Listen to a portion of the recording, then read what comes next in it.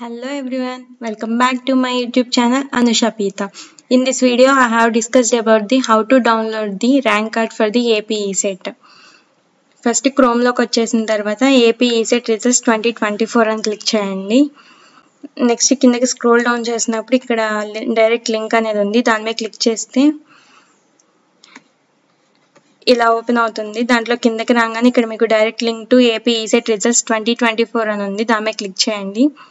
నేను ఈ లింక్ డైరెక్ట్గా మీకు డిస్క్రిప్షన్లో ఇస్తాను, సో దట్ మీరు ఈ పేజ్కి ఈజీగా వచ్చేస్తారు.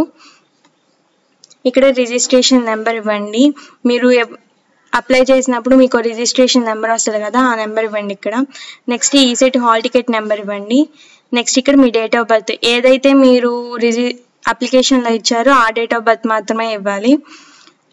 నెక్స్ట్ వ్యూ ర్యాంక్ కార్డ్ అని కొడితే మీకు ర్యాంక్ కార్డ్ అనేది వస్తుంది. దాన్ని డౌన్లోడ్ చేసి పెట్టుకోండి.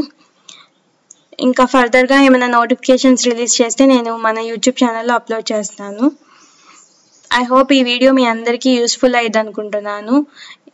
ఈ వీడియో కనుక మీకు నచ్చినట్లయితే మీ ఫ్రెండ్స్కి షేర్ చేయండి.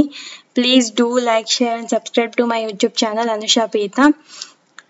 పక్కనే ఒక బెల్ ఐకాన్ ఉంటుంది, దాన్ని క్లిక్ చేయండి సో దట్ నేను పంపించిన నోటిఫికేషన్స్ అన్నీ ఫాస్ట్గా మీకు వస్తాయి.